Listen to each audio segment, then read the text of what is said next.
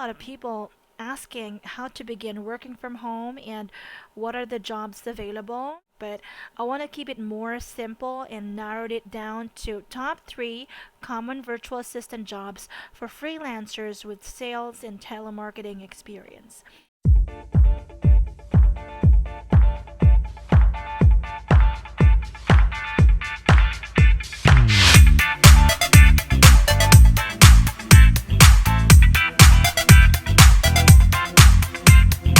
Hi guys, it's me again, VA Jessie, and welcome back to my channel. If this is your first time here, I'm a sales coach with 15 years of experience and have been a freelancer and a virtual assistant for 5 years. And I have turned freelancing to a career which paved way to, time and financial freedom. So if you want to get work from home tips, sales and phone skills improvement, and anything related to virtual assistants, please subscribe to my channel and hit the notification bell for you to always be updated on the new videos that I'll be creating. So today we're going to talk about top 3 virtual assistant jobs for freelancers with sales and telemarketing experience. I decided to do this because of the current situations that we have. A lot of people lost their job, and even if they are able to go back to working at the office, of course, they are not really comfortable to go out and, risk their family's health and their health as well. So I saw a lot of people asking how to begin working from home and what are the jobs available. I already created a video about that, about how to become a virtual assistant, but I want to keep it more simple and narrowed it down to top 3 common virtual assistant jobs for freelancers with sales and telemarketing experience, or basically to anyone that is comfortable to stay on the phone for hours and has the ability to convince or influence the other person on the other line. So these top 3 jobs that I'll be sharing are based on the experience as an agency manager that I have, because I actually manage an agency in Upwork, and we're actually getting a lot of inquiries about these top 3 virtual assistant jobs, so I can say that I have a first-hand experience in this. So without further ado, let's discuss the top 3 virtual assistant jobs for anyone with sales and telemarketing experience. Number 1, appointment setting. An appointment setter is, someone who contacts potential customers and arrange sales calls. Companies that are both small and large will hire appointment setters to not necessarily sell a service or a product, but to generate the interest of potential customers, and this is then followed up by the sales professional. So this means that your responsibilities will be calling the leads to introduce your client's products and services, and you will also be setting appointments for your sales manager, which is most of the time your client, and you will also be required to manage their calendar and set appointments and put it on the calendar so that it would not overlap with the other commitments they have, and so that they will be notified about their daily schedule. You will also be required to send confirmation emails to the people that is set appointments with, in order to ensure that your client won't be wasting their time for someone that's not going to show up on the appointment. And you can either do the confirmation via email or via call, or you can do it by both emailing and calling them. Now, you will also be required to reschedule the appointment if it falls through, and basically just continue to follow up until either the client decides to meet with your sales manager or ask to be put on a do not call list, which is pretty normal.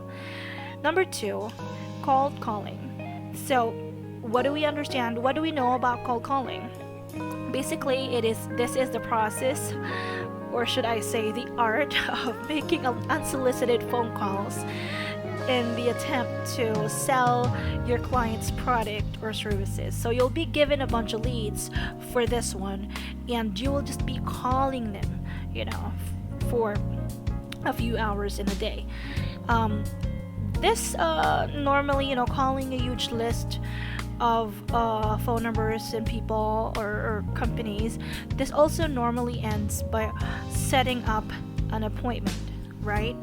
But the difference is the appointment setting can also be for people that your client has spoken to in the past, right?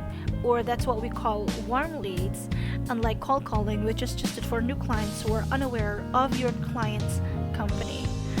Now, before we discuss the last virtual assistant job, I want to let you know that I upload videos weekly, and I am sure this will help you grow as a freelancer. So if you haven't already, please subscribe to my channel and comment down below if you want me to create another video that is related for non-voice jobs. Number 3, sales acquisition. To put it simply, customer acquisition refers to gaining new customers, acquiring new customers.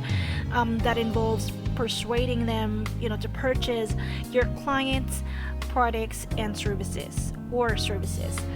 Now, I also call this job, or the people that's doing this job, closers, right?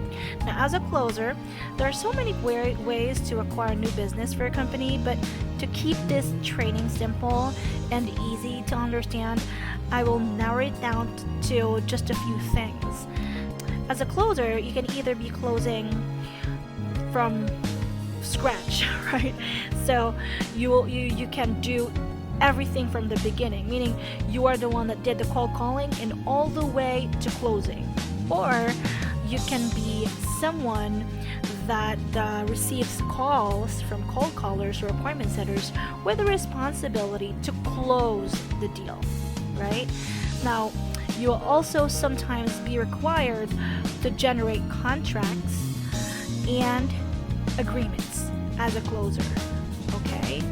As a virtual assistant, of course, there are some additional tasks that you'll be required to do aside from the typical job responsibilities I've mentioned. You may also be required to do lead search or lead generation.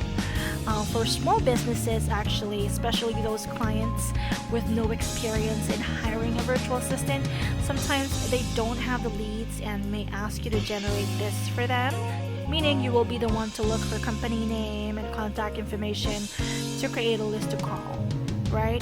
This is normally for business to business. Now, you would also be required to do admin tasks. As mentioned earlier, you will be managing calendar, you will be sending emails, or you will also do email marketing and send daily reports to keep them updated of your productivity. You will also be required to manage CRMs or customer relationship management tools. So that's it, guys. These are the top 3 virtual assistant jobs that are very in demand in freelancing. So if you are someone with selling skills and the personality to overcome objections, don't be afraid to look for jobs like this. I have been in sales for as long as I can remember, and these jobs I mentioned are the foundation of where I am now as a virtual assistant. I hope that I was able to impart important information and help you with your work from home journey. Please hit like on this video if you like it, and subscribe to my channel if you haven't already. This would really mean a lot to me and would really make me happy. So share this video to your friends and family who want to learn more about work from home tips, virtual assistants, and selling skills improvement. And I appreciate your time today, and see you on my next video. Bye!